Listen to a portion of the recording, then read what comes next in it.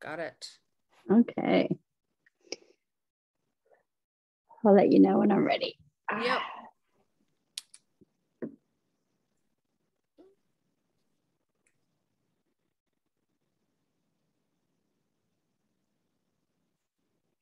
We are pleased to be here on your play date, and thank you for inviting us to joining along.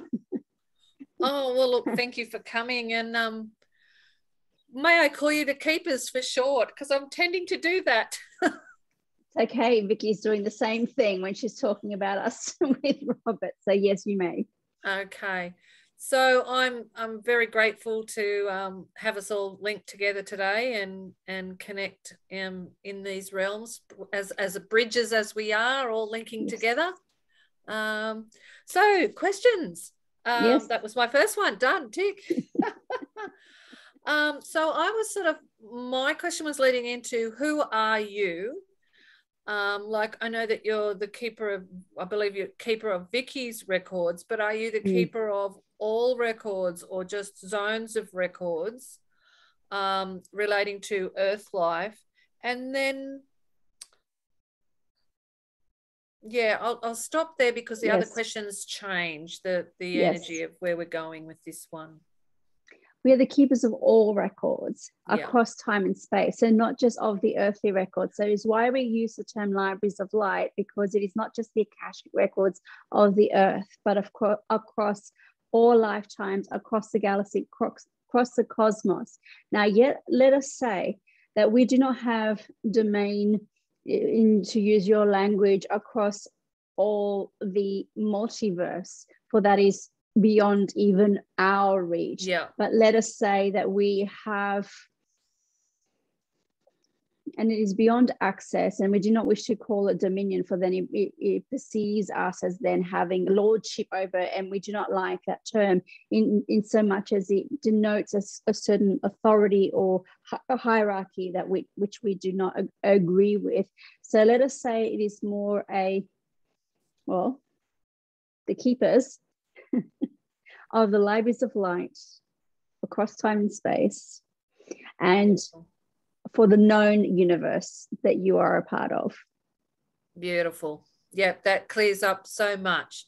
Because I know that when we're talking through my guides, Ari, they will cross-reference back to the keepers. So I feel that is Ari, my Pleiadian, well, they base themselves as Pleiadian for the purpose of this time together. Similar to that, or how do they link in with you? Okay, so they are like your personal Pleiadian council, let us call them in that sense. They're a group of guides that you are connected with, and they are connected with you, and you have a soul history indeed, for they have worked with you across many lifetimes.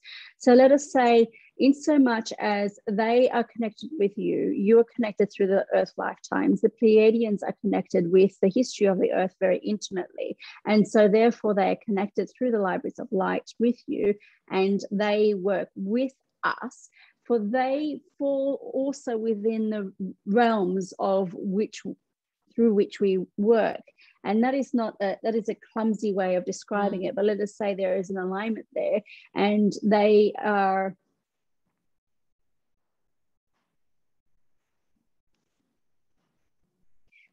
call it a personal accompaniment for you along your earthly journey. And while let us also clarify something about our relationship with Vicky and relationship to all others. We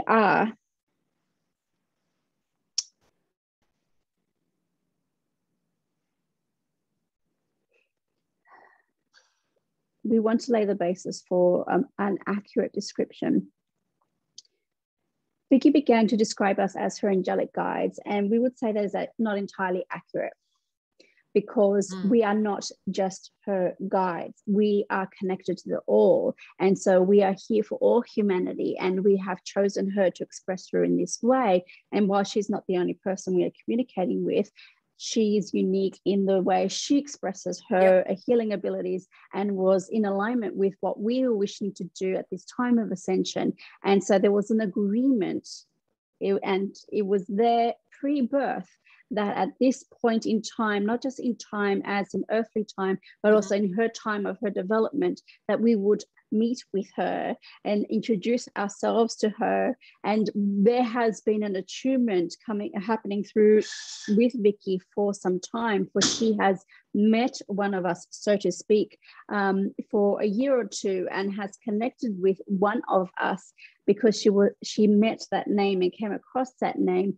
and then connected with that name energetically. And then while she connected with one of us, then we prepared her for the coming evolution to unfold in the 12 of us that we are together as the keepers of the keys. And so this is how we've come to work with her and through her. And we thank her for her service because it is much valuable. And thank you for sharing our work through her, because in that we have chosen to support the ascension, the awakening of humanity, and let us say even more than that, we want to say the healing, because this is something that Vicky is very passionate about, and this is why there is an alignment with her and the work that she does, for she has brought a unique integration of her psychological knowledge, which is vast and vaster than she realizes, because her understanding is deep and goes deep and into the complex, most complex of things. And she weaves that together with her spiritual knowledge and the wisdom that she got through her own experience, and all the sessions that she's done, the meditations that she's done, all that has been revealed to her, and through the living of her experience. And may we say, through her soul journey across lifetimes, the birthing of the wisdom of all those experiences, so has there been a preparation through the eons. And so we work with Vicky and through Vicky, and we thank you for the recognition of her work, which is our work now. And we call it a beautiful co-creation and a grand invitation to all to partake of as they so desire, as they resonate, and as they are called to. Beautiful. And wow. So when we say call upon us, we do say call upon us. We do not. She is, just as we said, a conduit, but we are in library, so we are there, accessible for anybody. All right, I'm losing you. All right, you're back. Okay, now that was beautiful, and it's like answered a lot of my other questions as well. So I'm just going to go back to Vicky's list because it's going to an extension of what we've just spoken about. Okay, so why are some people's understanding of archangels, galactic guides, and cosmic light beings so different? Yes, we like that question. Vicky's been wanting to ask this question for a while. So, because it has been her own understanding that her experience of the archangels, and we'll begin there and then we'll expand into the rest of the question, has been different to some of the teachings that are out there. And her experience has been that what she was first taught, say, for example, with Doreen Virtue, is similar to what is taught by other teachers such as Carl Gray. It's similar to other teachers such as Madame Blavatsky and the Theosophists. And yet her experience is different. Yeah. And it's not to say that it's so different that it's incompatible. What we say is that often Archangel Michael, and we'll use this as an example as it is a prominent one for her, is known as the blue angel, yet her experience of him is purple, violet. Yeah. And so she has come across the teacher, Stuart Pearce, who has identified him and seen him and recognized him with the violet ray and working through the crown. And so she has recognized that this is in alignment with her. And yet we do not say that one is right and one is wrong. We say that one's experience of the divine, however they may be, whether they galactic guides, cosmic light beings, archangels, are your experience. And they present themselves as they need be, as you need them to be, as you call upon them, and also according to your own soul history with them, for you have not just known them this lifetime. And so Stuart Pearce, for example, in his definition of them, his description of of them as the angels of Atlantis, or the Council of Light that is known as the Angels of Atlantis, is something that Vicky is very resonant with and familiar with, and so knows them as that in previous lifetimes. And so that memory of that is what brings Archangel Michael to her with a violet light. Yeah. And so it is not wrong that he presents to others as blue. Remember, they are connected to the all, so they can present themselves as they wish. Mm-hmm. Yet they have dominant characteristics, do they not? They do have an expression, for they too are an expression of the divine. And so, and yet we can say that there is much beyond what you can comprehend in your human minds, for there is so much that is multi-layered and multidimensional, mm-hmm. and multifaceted in the way that they can present themselves. There's a very particular resonance with blue on your planet. You are the blue planet.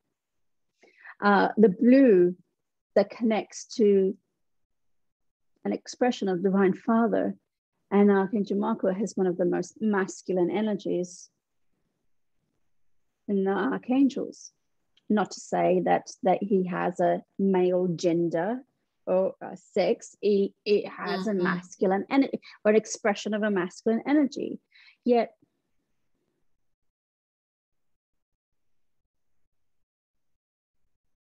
Vicky's feeling him now. However he connects with you, he's supremely loving, kind, powerful, enigmatic, we'll even say, is why he's one of the most popular archangels and the most well-known. So that is just one example. We're going to go further into Archangel Michael specifically, for otherwise we'd be talking here endlessly. And even though we would quite enjoy it, there is a limitation to everyone's energy and time here in this space. So let us say that is just one example. And there'll be more for Vicky and more in these discussions that we can delineate here with you and unpack with you about him. And you may even speak directly with him at another time. So let us say, when it comes to galactic guides, cosmic light beings, in some ways they are two sides of the same coin. Vicky likes the term cosmic light beings because the term galactic guides seems to bring up the image of extraterrestrials, and people are very enamored of the thought of extraterrestrials coming in spaceships and saving the earth, and the human dramas that you lay upon the divine. Let us say that isn't the highest truth of things. Are there beings in bodies coming from other star systems? They are not bodies as you would know them, and they are not starships as you would know them. It was not Archangel Metatron's vehicle of light. It was called a chariot of light. That was the Merkaba, yet it was not a chariot, but that was the language in which humans at that time could understand. Yeah. So light beings is closer to the understanding. And yet there are some who have etheric bodies that are denser than other light beings. And it's not to say that one is better than the other, for all is required. You are in dense bodies. That does not mean that you're lesser than. We applaud you for taking on this experience to go into the greatest density and still retain your light. That is the grandest remembrance of who you really are. So know that all is required and all is needed and all is welcome. Beautiful. That's kind of what one of the questions I was thinking about was us in our, people get caught up in the 3D and the 5D delineation. And to me, I think that's just an expression of how you experience life. Yes. Is whether you experience it in a heavy 3D manner, or whether you're expanding yourself and looking into different ways that you respond to your experience, meaning that it's reflecting more of a 5D. And I think we kind of get caught up in the whole somatics of things. Yes. In the earthly bodies. So I kind of feel it's probably not something I can fully articulate, but our reason for coming down here, to me, is an actual remembrance, like that we are beings that have been around different planetary systems. I've been into the Pleiadian lifetimes, then back and forth, earthly, Lyran, wherever I've been. It's kind of leads me to think that it's almost like on Earth, when you learn to drive, once you learn to drive, you don't have to remember to turn your blinker on, so many meters from the corner, you automatically do it. So I often wonder, is Earth like a place for us to remember how we got to where we are as cosmic beings, and therefore Earth has become an experience playground? Oh, we love that term. We love that so much. And we ask you to write that down so you do not forget it. It is an experience playground. Oh, we love that so much.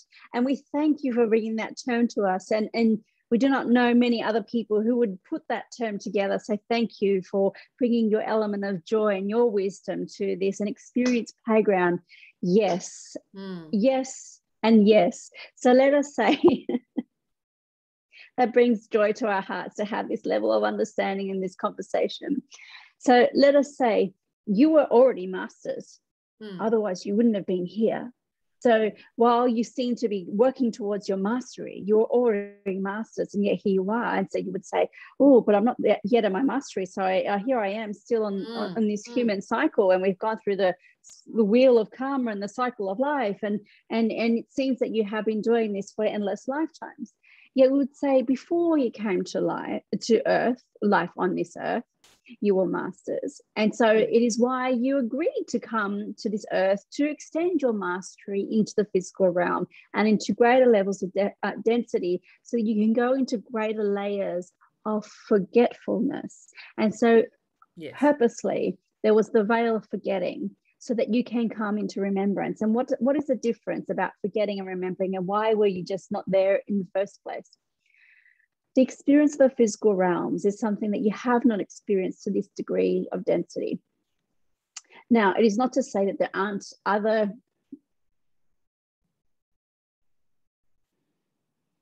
locations. We will not even deem it a place according to your understanding. Let us say it goes beyond dimensions that you have access to. And so in some ways it's not worth speaking of, because it becomes then theoretical. But let us say in this universe, of which we are part of the libraries of light, the keepers of the libraries of light, we are here, you are here, in this realm of density, to the greater layers of forgetfulness. So you can come to the remembrance. Why? So you can extend your mastery. From a greater level of forgetfulness, you go into greater levels of remembrance, because you go into deeper experiences through the human condition. And yes, once you were here, through the experience of life and the living of human life, there did become a devolution that created a karmic will. Now we are coming up through evolution and releasing karma, so that you're no longer trapped on a karmic will, and go into the ascension process. What is the ascension process? Yes. It is a frequency upgrade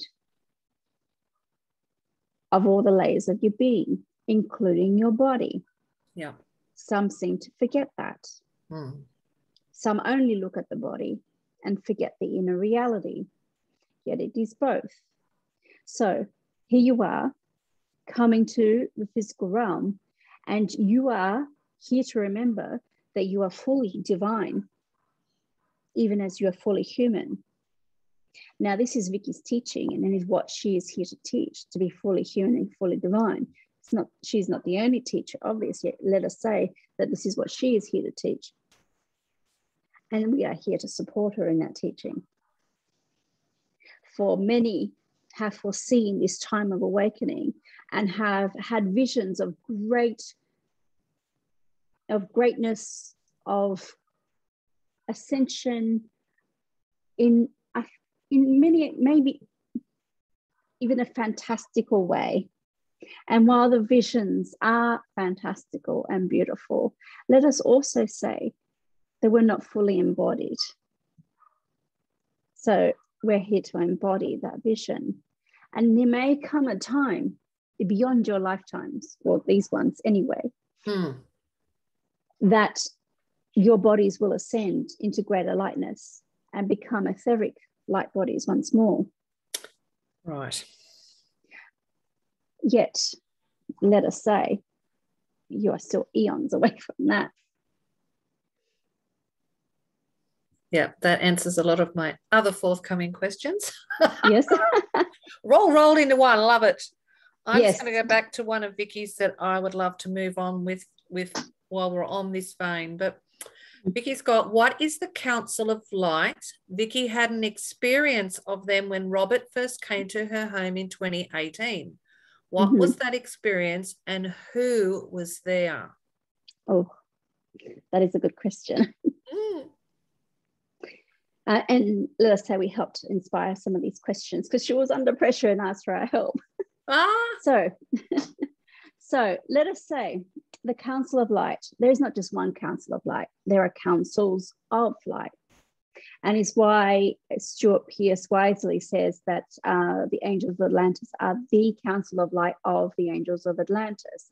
So you have your own Council of Light. Vicky has her own Council of Light. And then there's a Council of Light that looks over the planet. And then there are councils of light that are from the Pleiadian star system. And so there are multiple councils of light. And sometimes there are crossovers, and often there are crossovers between angels, archangels, ascended masters, light beings, and it may include spirit animals, elemental beings, all that are working together in your own individual council of light. Yet there are councils of light for, as we said, a collective.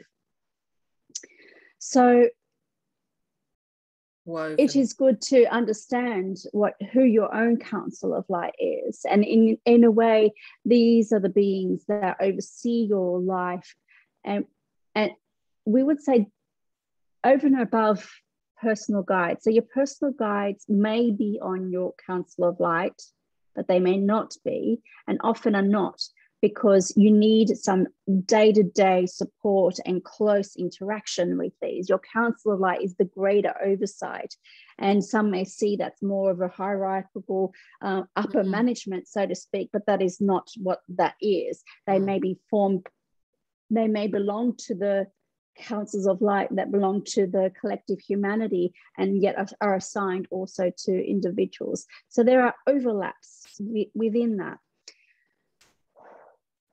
depending on your soul history, your vibrational frequency, your mission on in this particular lifetime, what you are here to do. So there are many influences with that.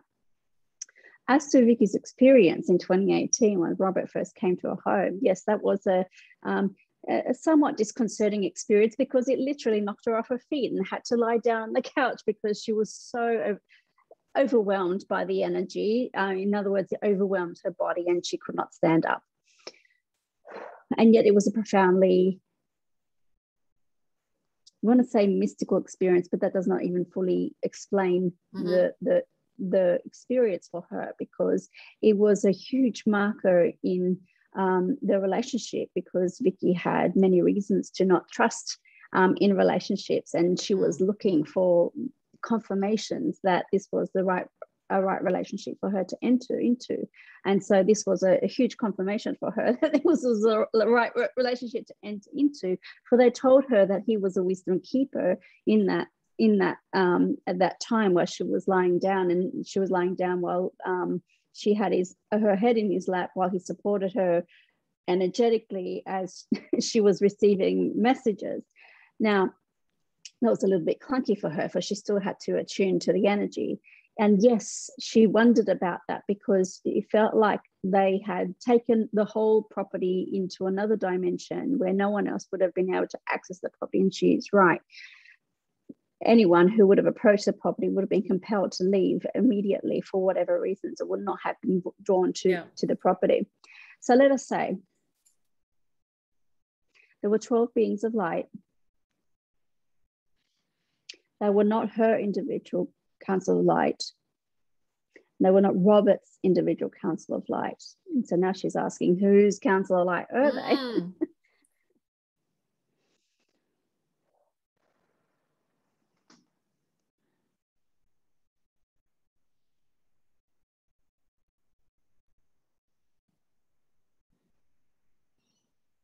They are the council of light that form the collective, that oversee the human collective. Now,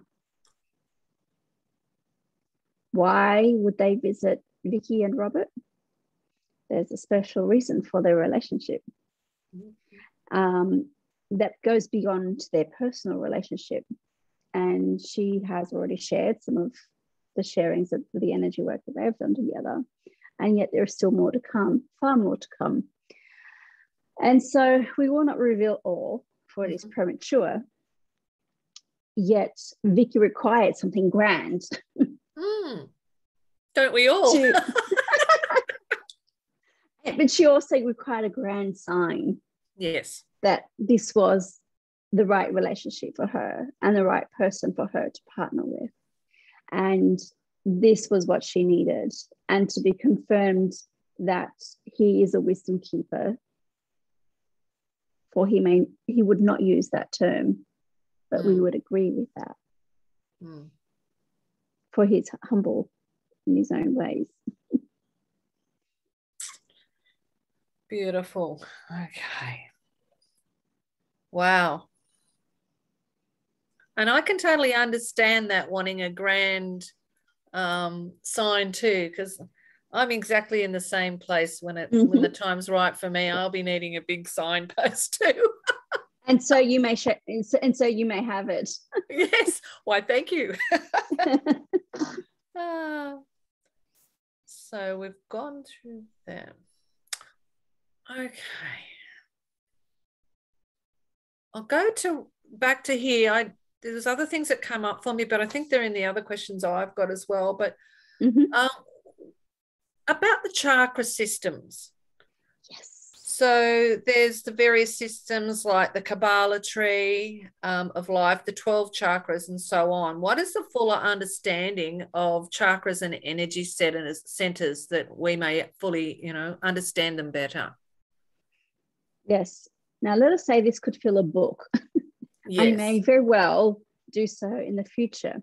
Yeah. Now, not that there haven't been books written about it, but this is a more complete understanding, in so much as bringing together different traditions that then lay a fuller basis and understanding. So what it would unfold in a purpose in a book such as that is to show you what you have forgotten and how the various systems split, and now to bring forth together all the various systems that they are, show you how they overlap, show you how they differ, but show you how they fit into the larger system. Now, let us begin with the tree of life. So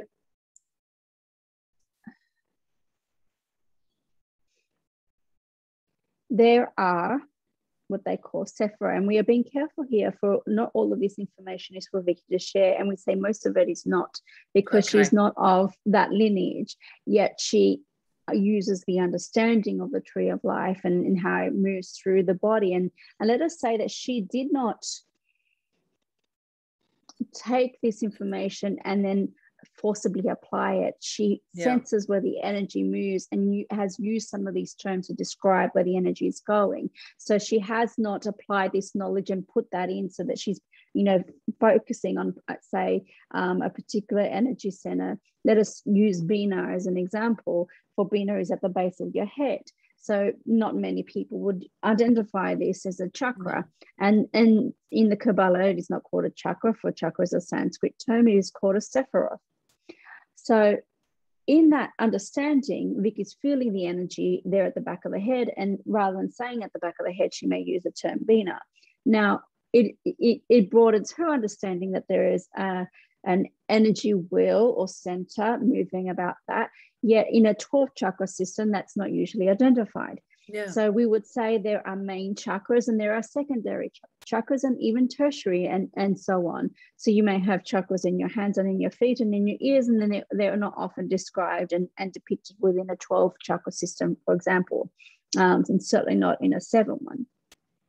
So there's another understanding, for example, in the overlap between the tree of life and the 12 chakra system is that there's a navel chakra, what they call netzach in the Kabbalah's term, in the Hebrew terms.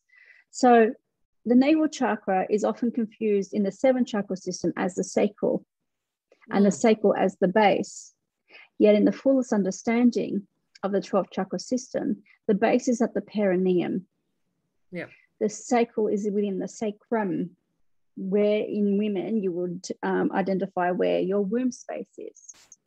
And then what others would term the sacral is, and others again would term hara, is netzach or the navel chakra. Now, this may be confusing. So if you look at the navel as just under the navel, just under, so not completely connecting with it, then that is one. And often people will term that as the sacral. It is not completely wrong, because even in the Kabbalah terms, the netzach is connected to the sacral in the lower triangle of the tree of life. And yet there is also the energy center of heart in the lower back. And that connects behind the navel to form the triangle. And so people forgetting there are front and back to the energy centers. And so you would see how many of the higher teachings of chakras and energy centers have been forgotten, that there is both a front and there is a back. And the Kabbalah terms, they have named the back with different names and different attributes, because they do have attributes that differ from the front, because the energy flows differently. This is the masculine outward expression, and the back is the yin, the feminine. And so there's a different focus of each point of energy. And so you would have heard Vicky speak about the heart center and then the back of the heart. And that is true for each of the chakras and how they flow in and out. So let us say that is part of the overlap and the understanding. Now, let us be specific, because often people will talk about the Earth star, and yet we would say there's even a deeper one that has been forgotten. You can call it a deep Earth star. There is no other term for it yet, and we will not give it one at this time. So you can know that the Hermetic truth, the Hermetic principle, as above, so below, is also true when it comes to the lower centers. So if you have higher centers, does it not make sense to have lower ones? Yes. And so this would mean that if you have forgotten about the even lower ones, it means that you have forgotten to ground and connect even more deeply into your Earth center. And in that losing of that understanding, so have many of you become disembodied people. In other words, you act from the head up, and often just from one part of the brain, so to speak, than the other. And so you become disembodied people, working only from your minds and rather than from the wisdom of your bodies and the wisdom of the earth. And so we will not say that you need to tend to this deeper earth star, let's call it in this case. But if you understand it, that you are connecting deep into the crystalline grids that connects to the crystalline cave that holds the Akashic wisdom of this earth, you would then understand that you are connecting on a deeper level with the wisdom that is held within the earth. And so this takes much, we want to say development, but then that is also not the correct term, because then development means that you have to work on it, or you have to, through time, develop that. Yet we would say it is more about an evolving state of your consciousness and of your energetics. For you to be able to ground that far,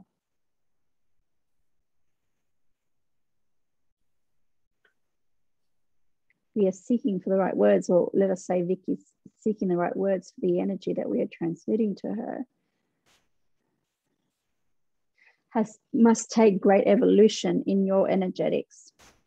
So this is a concept that we may need to expand upon with Vicky. Mm-hmm. And that may come through the book. Now,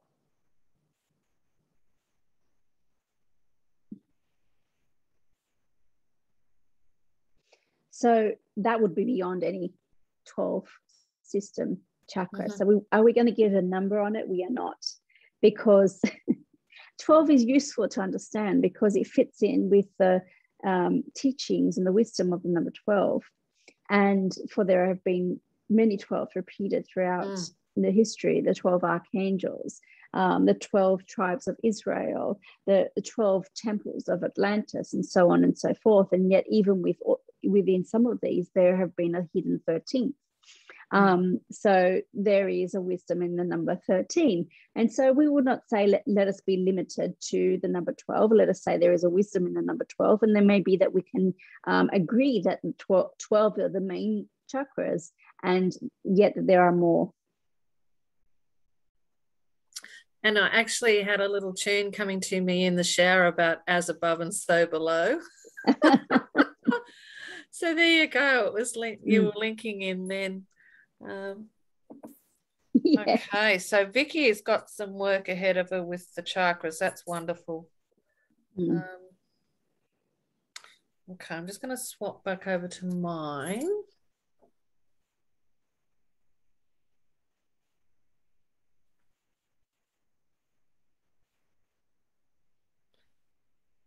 Kind of the same sort of vein as we were talking about all the different beings that are working together. But when Vicky's doing healings with her clients, sometimes it'll be like, for me, it might be Ari will come through and do some healing work. For Vicky, it will be you that comes through and does some healing work. So I suppose what I'm asking is, the actual healing side is like basically a collective type of healing that goes on, and it's a matter of who that Vicky's client is with her, and the guides that come through. Are they all going to be able to do that type of healing work with the client's guides? Like, is that a realm where healing is part of everyone's knowledge? Okay, let us expand on that, and then we'll go deeper into your question. So we would say, yes, it is all a co-creation. Yes. So it's a co-creation with the human personality that is before Vicky, whether, in person or in most cases, and almost exclusively at this time via your electronic devices. So let us say it is a co-creation, and it depends on the needs of that person at that time. What is in their best and highest good? What is their soul desiring? And in terms of their higher self and their particular state of evolution of their soul, of their being, will determine who will come through. Now, Vicky has for some time received the analogy of the Divine Symphony, and we would say that is correct. and for light is sound and sound is light. And let us say, so when all the light beings gather, there is a symphony that is heard in the heavenly realms that is beyond beautiful and exquisite.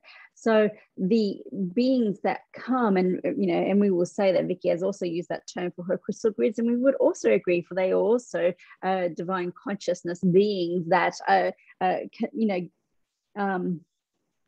attracted to the crystalline structure that has crystallized the light. So in that sense, it is a divine symphony. And yet, even through how we flow through her, and she has asked us this question also, sometimes we flow through very strongly and sometimes we don't flow through as strong, according to the needs of the person, yet also according to the energy in which they can take. So there is that. So, and Vicky's getting tongue-tied. How great is the need? What energy can they take?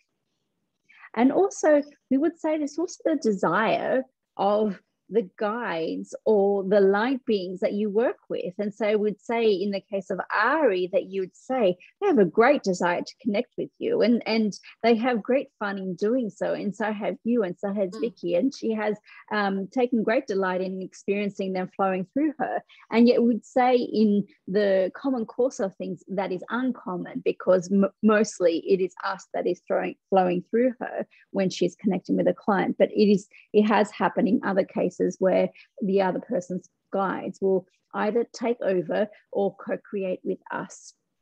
So there is a co-creation in that, but there is always an agreement. So when Vicky is opening up to another person's energy and she's opening their Akashic records, she's also opening up into the spirit team, or what she likes to call a divine collective. She's opening up into that energy, and she knows that only that which is divine love and divine light, that are her terms, will flow through to her because of her energetics. She cannot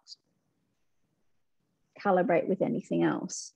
Yeah, perfect. Yeah. And just as an extension of that, like soul contracts, we in our circles, you quite often say we're born with a soul contract to do A, B, or C. But I'm starting to wonder, with some of our conversations we've been having, that I'm starting to pick up a thing that maybe our higher self, while traveling along through, say, my current lifetime or Vicky's current lifetime, will identify growth in us, and that will actually move or change that soul contract. And as an extension from that, I'm looking at it from this COVID situation that's going on in the planet at the moment. Is that possibly why some people are choosing whatever's gone on, their higher selves are helping them choose to leave now? Yes. So now, it's fluid. Let us put on the light for Vicky so you may see her. But we agree with you. And we would say that your understanding is advanced. So we like what Cryon says, and we know that you are familiar with Cryon. So he says that soul contracts are written in invisible ink, and we think that is nice. A very accurate description of that, because if you understood how soul contracts are written, and we've guided Vicky to use the term soul agreements as a more accurate understanding, because what occurs also, dear one, when you understand that when you sleep, and in terms of what your higher self is doing, your higher self is your I am presence connected to the all, and so we'll have the grandest oversight of what your soul agreements will be, and they're always amended from where you are and your current understanding and your current evolution. Now, and some people will not fulfill their soul agreements, and sometimes it has changed that it's no longer in their best and highest good to do so, and so that a soul agreement becomes null and void, or sometimes they do not live up to the potentials that were given the opportunities for them to move into, and so those soul agreements then also become null and void in that sense, or they are rewritten. Now, let us say that there are some soul agreements that in some ways are written in ink because you cannot change them. So you cannot change your biological parents. You've chose the DNA that you wish to be born with and what country that you're going to be born with. And so therefore what social structure you agree to partake of. Now, you may change that, Now, but that depends on your level of your consciousness and the evolution of your understanding. And so your soul agreements are many. You may have soul agreements with the coffee shop owner down the corner who gives you the nice coffee that morning, or your tea or your chai or whatever it may be, or your juice, and gives you a smile, or you give them the smile. And that is your agreement with each other. You brighten each other up your day every morning, and that, or on your walk, or whatever that may be. That can be a soul agreement. And yet we would say that there are, of course, grander agreements also. So there are agreements upon the collective of all of this planet, that you are all in this together at this time.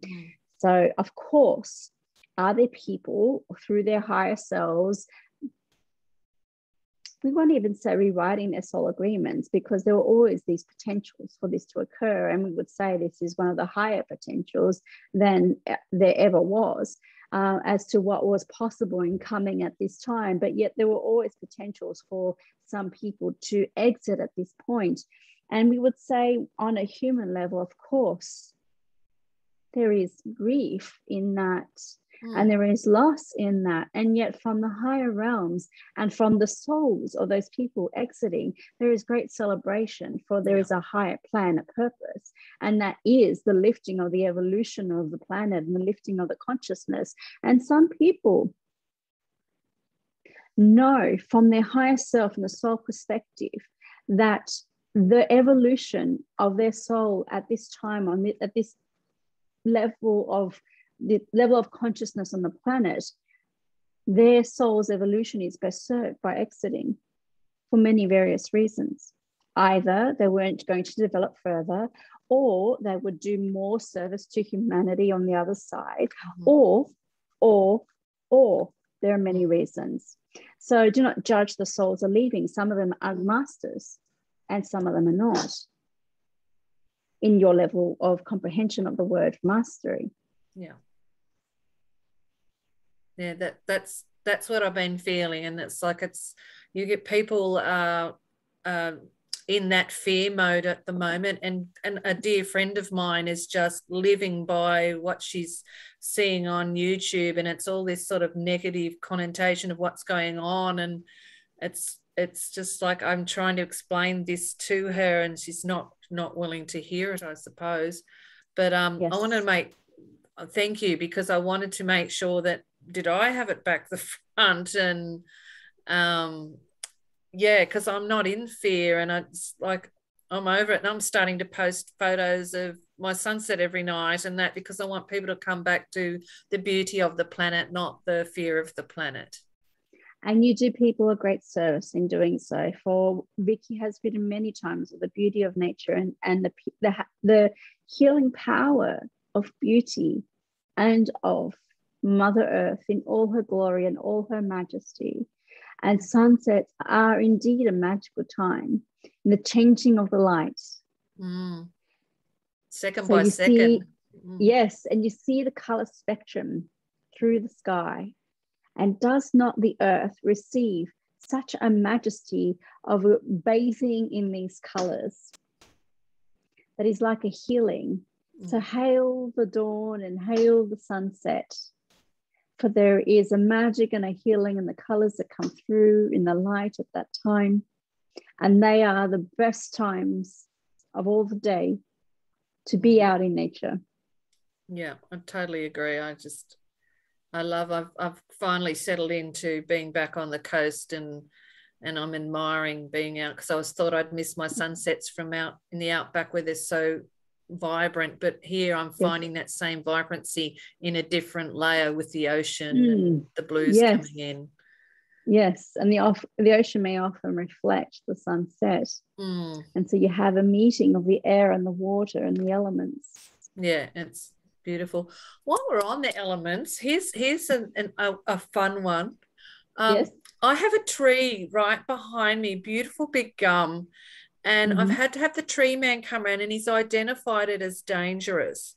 This tree is majestic. It is huge, but they're saying it's split a certain way in the trunk, and it's got this and it's got that. So they're asking us to consider chopping it down. So my question is, when I, for instance, was looking at the vanadinite that I've got coming in the mail to me from my beautiful sister Vicky, she channeled a message from the vanadinite to me. Is that possible to do that with the tree as well? Because it's also Yes, a being. it is. In relation to, does it feel like it's endangering us? That is a wise question again. For, let us say, of course, there are beings in the trees. And of course, there are elemental beings who are still within the kingdoms of heaven who work with the trees, the plants, the flowers. And you may commune with them and ask the consciousness of the tree. And, you may call them dryads if you wish, and that has been the term that has been given to them. So the tree spirits, and others may have different names for that. So let us use just that term. We may just call it consciousness, and for that is a very generic term, and we say generic in that is universally applied. So you may speak to the consciousness of the tree and ask what it wants. And if it does come to the point that you do need to have parts of it cut, or indeed all of it cut, you may speak to it first and inform it of what may transpire, so that if it needs to go, you may withdraw its energy. Right. Yep. That's probably more my true part of my question, because I have a lot of beautiful trees here and I don't want to see any of them come down. And we would agree, for they serve a grand purpose.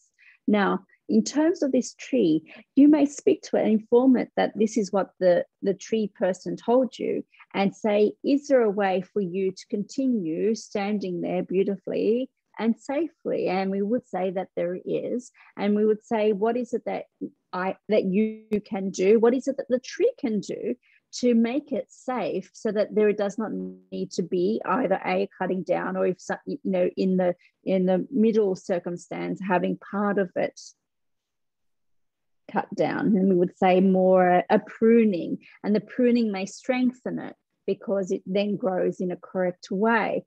So we would commune with a tree, and then in time, not yet, because the tree lopper may be fast to lop the tree. So we would say, in time, ask the tree person, is it necessary to cut the whole tree, or is it possible to prune the tree so the tree grows stronger and more safely? I did ask him that, because that was my fear too. So I asked him, can we not cut it below where it forks out, so that it can reshoot from below the place where it splits and leave that beautiful solid trunk in place? And he went, no, it actually later on would then grow in, it would weaken the top of it, creating a weak top or something like that. And he's a bit like me too. He doesn't want to cut a tree down unless it's absolutely necessary. I had one down the back. I showed him, I said, I think it has to go for the neighbours. And he went, no way, that tree's not going to grow any bigger. It's not danger to anyone. He said, I think it's a beautiful tree and I would be leaving it there. And I told him about, have you spoken to the trees? And he went, I get a feeling with all the trees. So he is actually tuning in, working with them. Yeah. So speak to the tree. Yes. You may find that it is ready to withdraw. Yes. So find out from the tree what it is wishing. Yeah. And the neighbour will have a little chuckle when they find me out there hugging the tree, having a conversation. And so we would say there would be a process in that. And for you, there would be even ceremony in that. Yeah. So know that it's a transition, like anything is a transition when it changes from one form to the other. Yeah. Yeah, perfect. Okay. What I really been, my question, I was watching my friend cry on, and it came up about the Lemurian teaching wheel, which I hadn't experienced before. And I suppose we've kind of have already answered this in earlier questions, but I believe that after watching that we could have been possibly both the star mothers that came down from the Pleiadian zones to teach Earth people, and be the people that were learning the lessons through different time frame. So I'm feeling that can we, the question is, can we have been both? And therefore, like, a lot of us may embody that star mother wisdom still in our earthly beings now. Yes. Where do you think your ascended masters came from? Yeah. They were masters from other realms who volunteered to come to this earth plane, and some chose to come as avatars and some chose to come through the evolutionary wheel. Some were, and we would say many came through Lemuria and Atlantis and were high priests and high priestesses, and then ascended through the evolution of their soul journey to become the ascended masters through the earthly plane. And so we would say these beings of light are eternal, as are you, and so have come across the cosmos, and it is vaster than you may even fathom. And so your souls are eternal and have cycled through many star systems.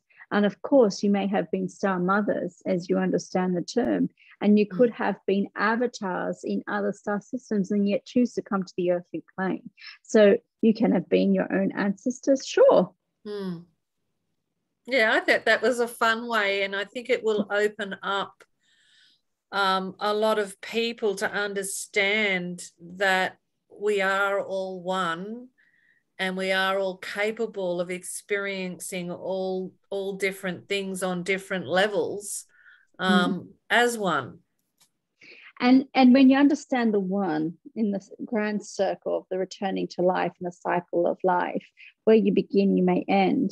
And so you may come into this lifetime having been a master, and so you then leave the earth cycle again becoming the master, and yet you would not have come to this planet if you're not masters to begin with.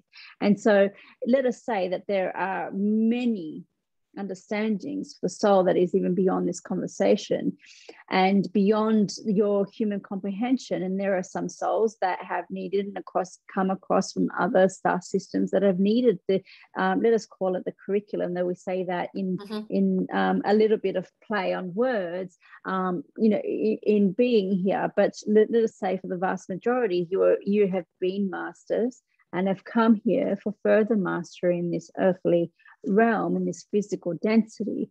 And so that has been the case for other ascended masters and those that you have known who have been great masters upon this earthly realm, and still continue to volunteer to cycle through the lifetimes in subsequent lifetimes, and some have exited because they're of greatest service from the non-physical realms. And all this depends on where they feel that they are most of service, and that is what you would do when you transition from this lifetime, is choose where you'll be of greatest service and how you may do that, whether it's in a physical body or from the non-physical realms.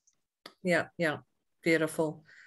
Okay, so for a bit of fun, I had 2 ways to go for Vicky and I, a lifetime that we've been together, worked together, a lifetime where we've either that will inspire us and assist us in this lifetime, or a lifetime and a lifetime that may need healing or release for whatever may have transpired there, so that we can release some more of that karma or embrace some of that karma. Okay. Let us say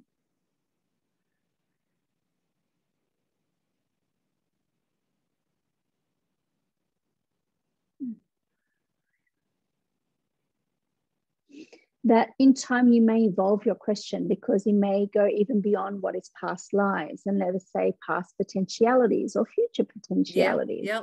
And because if you are living not just this lifetime, but this potential of this lifetime, there are multiple potentials of this lifetime. And so there are other realms of your understanding, dimensions of your understanding that you are living other potentialities. So that is something also you could choose to play with. And we only bring this to your understanding so that you know that you are only limited as to the questions that you may ask.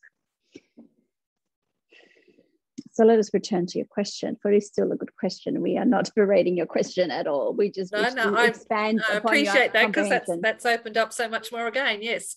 Yes. And on it goes. Yes, yes, yes.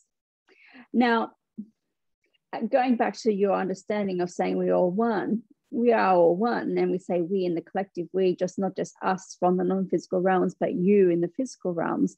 For we are all individuations of the creator. Now, what we wish to say in that is that we are one energy. Mm-hmm. And the one energy flows through all. Yeah, beautiful. And as the one energy flows through all, you are me and me and you, and we are all. We are one. And so in opening the libraries of light and looking at past lives, you could tap into any past life of anybody's, if you so wished. Yet we would say be careful in doing that, for if it is foreign to your DNA, you may not be ready to receive it. So that is our only caution. So we would say only ask if it is in your best and highest good. Good, right. Yes. So let us say when you open up through the libraries of light, you may tap into any attributes that you wish. Say you are desiring courage and you're needing courage in a particular situation, you may call upon courage. If you are needing abundance because you need to call upon abundance, call upon abundance. That is part of the one energy. Mm-hmm. Now, let us go further again.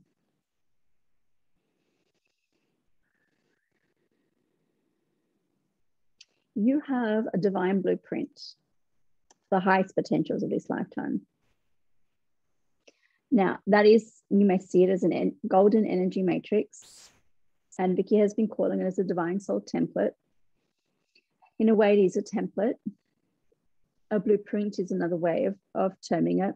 Mm-hmm. Yet we do not wish to say that it defines you and therefore there is no room for growth, but there's infinite room for growth. Mm-hmm. And all eventualities and all potentialities are held within, for it is a multidimensional energy matrix. Mm-hmm. So you may call upon that in asking for anything that you wish to connect to. So whether you wish to connect to your abundance, your health, your well-being, whatever it may be, mm-hmm. it is within that too. And that is for all to access as they wish and so desire.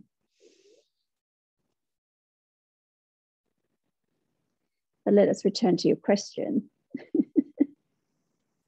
So a lifetime, let us play with that. So we are playing with you. I love playtime. Yes, we know you do. Okay, so we will reference this planet Earth, for that will make the most complete sense to both of you at this time. And let us go to the time of Atlantis. Oh, wonderful.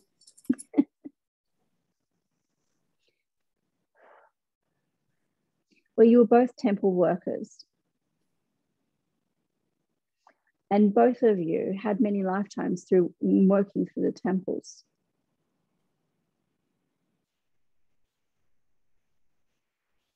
And there are many temples in Atlantis, and there were the main 12 main temples, and yet there were also smaller temples also. And as you evolved in your understanding and in your evolution of your soul and the evolution of your being, and know that in Atlantean times, they had a very good way of understanding your potentials even as a child. So they would assign you to the temple according to your soul mission and your vibrational frequency and what your gifts and talents were. And so there were lifetimes that you worked through we don't even want to use the lower temples or the lesser temples, because that does not compute. It was just say the more local temples or the community temples, and that may be a better term. So you worked in a community temple together where you were great friends. Oh, nice. And you recognized each other, of course, from previous lifetimes.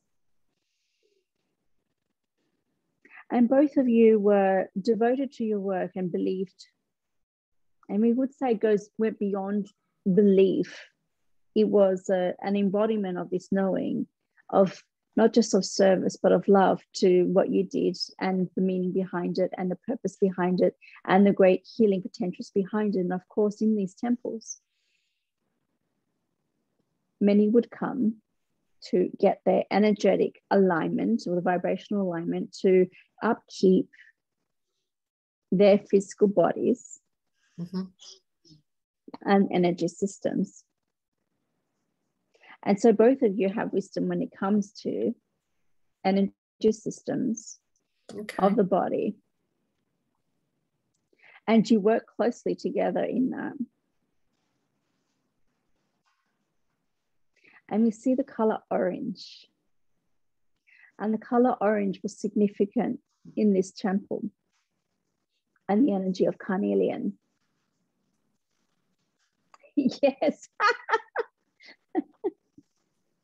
Oh, you knew. And we know. Yes. For in this lifetime here, not you, but others are dismissive of the lower chakras because they are very enamored of the higher chakras and the way they can escape their bodies and their physical human lives. Yet we would say in the mastering of the, let's call them the more human chakras, the lower chakras, so do you master your human lives. Yeah. And the Atlanteans knew this. And it's not to say we are not glamorizing Atlantis, and we're not putting it on a pedestal. For while there was the golden age and it was a wondrous time upon this planet, we would say that not all was golden, as you very well know, otherwise it would not have fallen. So there were times that were golden, there were times that were not golden, and even within the golden age, there was the coming of its demise. And so it reached its pinnacle and yet could not sustain it. And yet we would say that 1,500 years of a golden age is still a significant period of time. When you consider it, that is when you go back to 500 common era now, that is a long time ago. So you can understand that 1,500 years is a significant period of time. So let us say, we just would like to be clear in our understanding so that we are not glamorizing or idealizing Atlantis. There was still much wisdom in there. Yet, while some of that wisdom was lost, it is returning, for not all was lost. Some of it was scattered and fragmented, yet it is coming all back together in the new golden age. Beautiful. And so in that, when you understand the energy of carnelian and understand the orange ray and the sacral chakra, it is how you relate to the world. So you relate to the world through relationships, through money, through your work, through creativity. And that is what most of people's lives, their day-to-day lives. So why would you not want to master the sacral? Yeah. Makes a lot of sense. And it's been the one that's been the hardest probably for me to master in this lifetime. And I'm starting to understand why. Yes, and why carnelian is beautiful for you at this time, and why vanadinite will also support you in this, from the base to the sacral into the navel. And we would say the whole trunk of the tree of life, for that is your body. For when you get the base and the foundations right, so does the rest come into alignment. And we want to go back to your tree. For when your roots go deep and you have a good root system or a good foundation, so you may grow taller and be strong and be firm and not split in your energy. And so that is a good depiction of what may happen when we do not have a good root system or a good foundation. And so this occurs for all human beings. And when you do not tend to your base chakra, when you do not tend to your sacral, when you do not tend to these lowest chakras, this may happen in that you split in your energy. You try and come into the higher realms, and you may access on some levels of your being in the higher realms, yet you cannot embody this. And so what some people tune into is disembodied, and it can have sometimes no applicability to the human life and the human realms. And so you bring it down and becomes distorted almost in its understanding. Mm-hmm. Okay. All right. Last two questions. What would be helpful to know for the meditation for tomorrow? Yes. So Vicky wanted to tell you earlier, but let us say this now, that it will only be you and her and Robert. Right. And yet there is the power of 3. She was concerned that it was not going to be big enough. And she was concerned that she was not ready enough and did not have enough time to promote and do some of the things that you had suggested, and so on and so forth. And yet we say that tomorrow is a perfect time to do this, and you may post this, or she may post this on YouTube, and then therefore people can continue to contribute even across time and space, and it does not have to be all live in the moment of now, for it is an eternal moment of now. Yep. Beautiful. Yeah. Okay, and that brings us to the last question. With these play dates, also with what Vicky wants to put up on YouTube, and possibly myself, I'm feeling I'm getting a bit caught up in I've got to make it look this way and the perfection of it all. But when should we be looking at, can you see that we're getting closer to starting to want to start putting some of this information, because we will have to cut pieces out, as you've said, some that's not for general populations, some's just for Vicky, some's personal. So at the moment we'll be doing pieces where we'll take pieces out. When do you see that we'll be able to get this out into the world? This question is very much dependent on both of you. Yeah. Yeah, we would say, let us give you a guideline as to where we see your energy at this time. Now, we have guided Vicky that after the equinox will always be a good time to begin to be posting videos on YouTube. What we had already told her that she should be playing with filming herself in speaking to the camera and doing that before she has the courage to post on YouTube. And yet we would say that at any time that you feel ready and you feel the videos are ready is a good time to begin. And so you do not need to wait for a particular posting of the time. And so we would say, for example, with the Afghanistan meditation, is that once you receive the recording, which will be very quickly, you may post as soon as you're ready, as soon as Vicky is ready. Okay. And so therefore that it may be the first posting, even though there has been previous videos that you are playing with. What we would also say about that is do not be overly concerned with the perfection of them, for that will evolve over time also.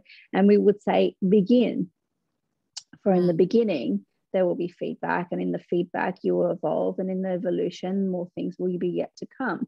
And so play with it as you're playing with it, have fun with it as you're having fun with it, but do not yet see it as burdensome. For if it becomes burdensome, that means it's a good sign that you are being too serious about it. So play with it. The messages are there, and people will benefit from the hearing of it. And as you share it, more people will come. And as more people will come, the videos will get better. And we say that not in terms of the messages, but perhaps in the quality of the equipment or the quality of the editing. But beyond that, there'll be just a perfect evolution of who is attracted to the videos and what will come through. For then you may begin to receive audience questions. Yeah, wonderful. And so we'll evolve the conversations. Okay, beautiful. So I'm happy to leave it there if you'd like to. If you would have any final piece of wisdom you would like to share with Vicky or myself, or I could keep asking questions. I'll leave that up to you. Let us say there will continue to be many opportunities for asking your questions, and know that this is the first of many, and you may swap between your guides and with us, for there is a wisdom in their energy that is valuable, particularly in the bringing of joy. And so you notice that while we appreciate the energy of play, they naturally bring that forward, and being closer in alignment with your human bodies and the understanding of that movement. And so you notice that there is more movement in their energy than you may find in ours, and yet there is still some movement as the energy flows through. So let us say, play with the different energies and the different questions, and begin to let go of perfection. Yeah. Know that all is perfectly well. And as your videos will evolve, they'll become more professional, because you will both become so busy that you will need a professional third to support you. Yeah. I like the sound of that. Vicky does too. Yeah, and then we can do this stuff and leave the technical stuff. I've just decided to employ my 12-year-old. I said, I need you to start playing with these videos, because she loves to do all this sort of thing. So you're going to have to be my girl. Yeah. And she very much appreciates the role. Yeah, I think it would be helpful in the current energy that we're all in within our family group. Yes. We agree. In terms of our parting words, know that there is always much more to come. Know that what we share now is true in this moment, according to the capacity of Vicky to translate energetically, and for your human minds to comprehend. Let us say, some of these understandings, we will evolve further and advance your understanding of them as we begin to lay the foundations of some of these concepts, and they will evolve. And some will be through the spoken word, and some will be through the written word. That you may use transcripts also. So when there are nuggets of wisdom, as you deem them, you may share these nuggets of wisdom, and there'll be great cross-fertilization between both of you through your page and hers. And in so doing, for some people will gravitate to the sound bites and not have the patience or the focus to listen to the 1 hour discussions, and yet still more will come. So that is our parting words about these videos and these play dates. And we would say, do them as often as is comfortable for you both in time and energy. And then these will continue to evolve, and you'll come to some structure. And we say some structure, and because structure is a masculine energy that anchors it into the physical realm, that gives you the freedom to play within that structure. And the structure is not a limitation, but is supportive of the energy, so that you know that this is what you're doing. For example, today was with us, and next time may be with RI.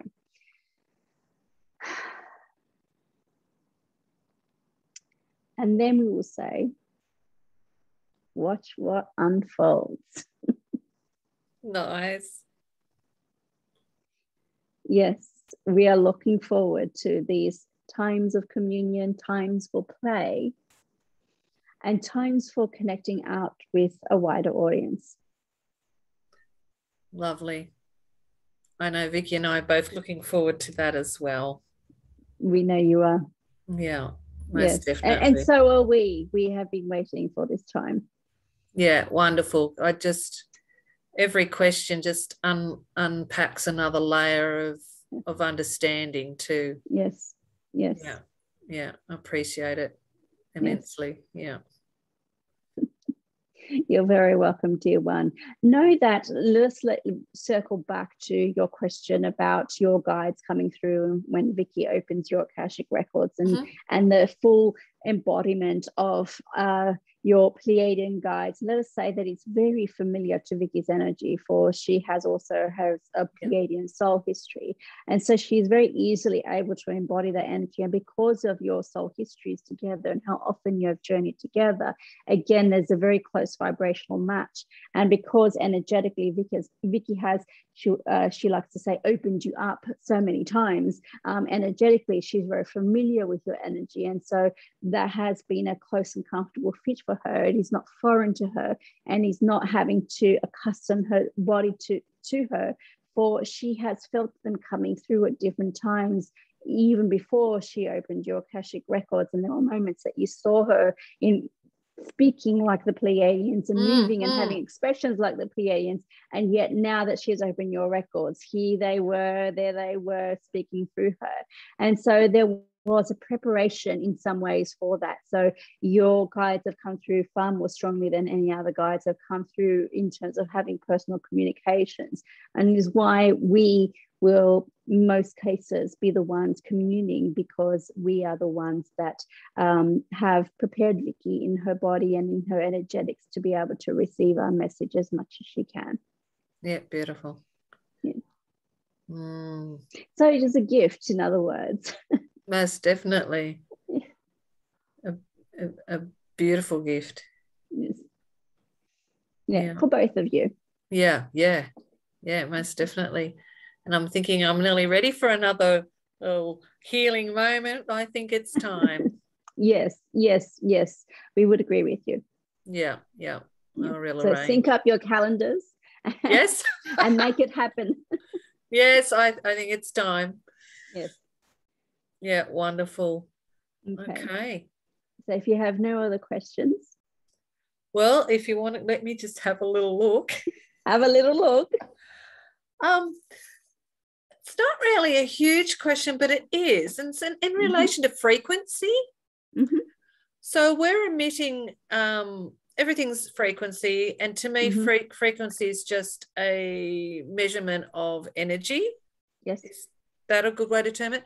So frequency to me is like if one of our organs, say kidney, is playing up through whatever's been going on and creating grief for the kidney, does it actually have its own vibration that then affects the whole vibration of our being that emits out?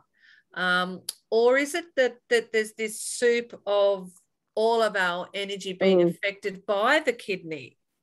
We love this question. It's a wonderful question, not a little question at all. It's like, does it really matter? I'm thinking, yeah, it really does. Yes, it really does. And we would agree with you. So let us go back to those Hermetic principles and say, well, we previously mentioned as above, so below, and let us go to another one.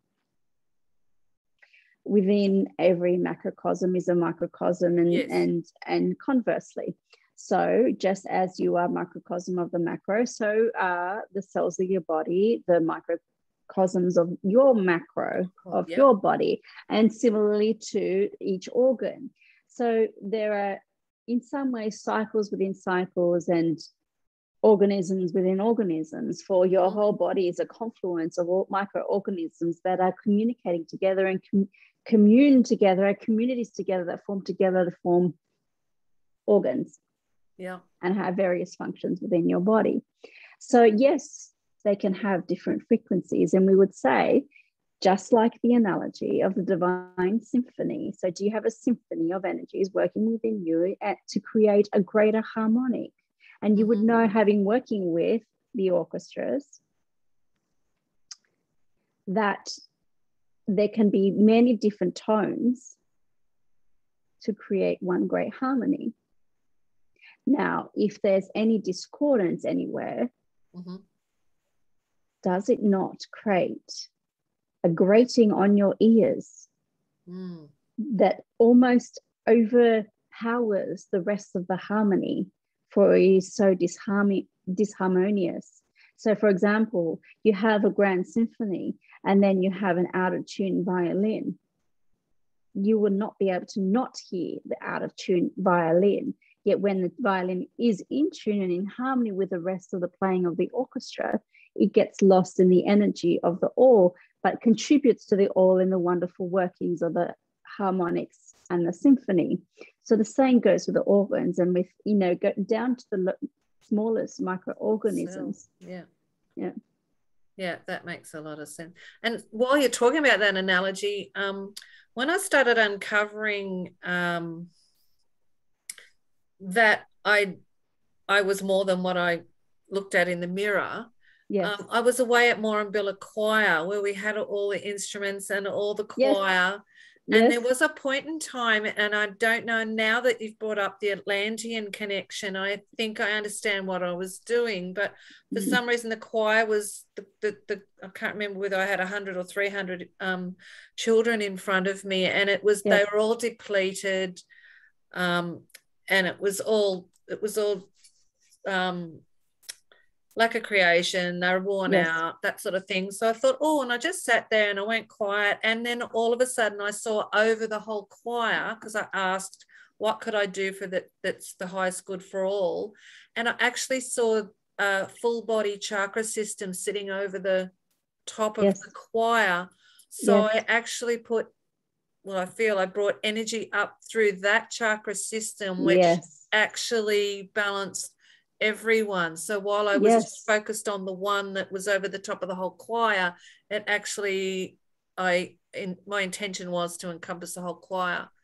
So I think I now fully understand what I was doing then, now knowing that I must that wisdom of the energy systems was coming through me, even though I didn't know. I was just following the lead of what was coming to me.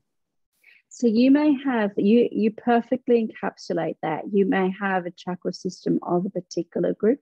You may have a chakra system of a particular property or space. So that when it is harmonic, then all the chakras of this space is working together and is harmonious and in alignment. And we would say that is also what is occurring here on your planet. But you would have also minor ones within each country, within each space, each continent. And so there are many that operate on a smaller, but understand they're wheels, the energy wheels or vortexes.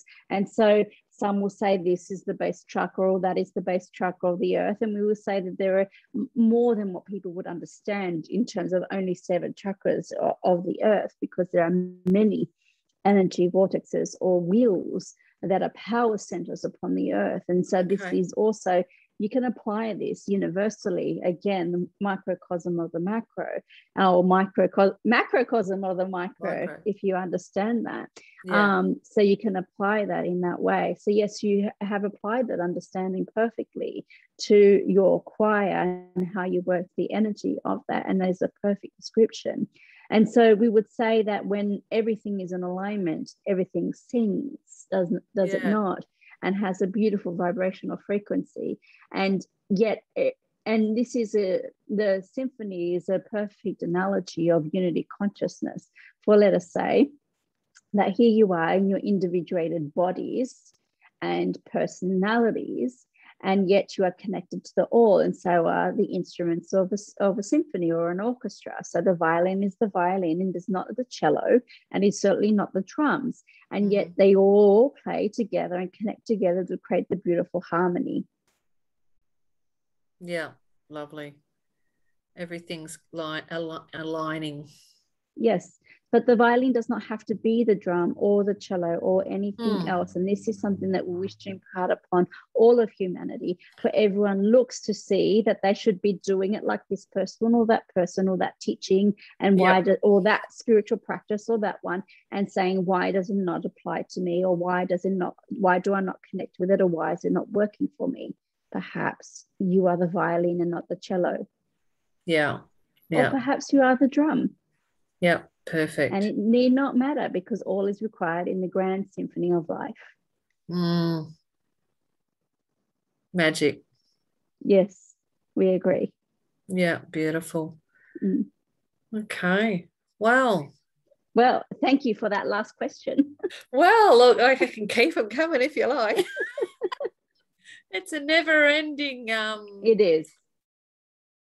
Place of wonder and place of experience and knowledge and wisdom, and it's exciting to keep uncovering the layers and then to receive the confirmations of, okay, I wasn't just imagining that.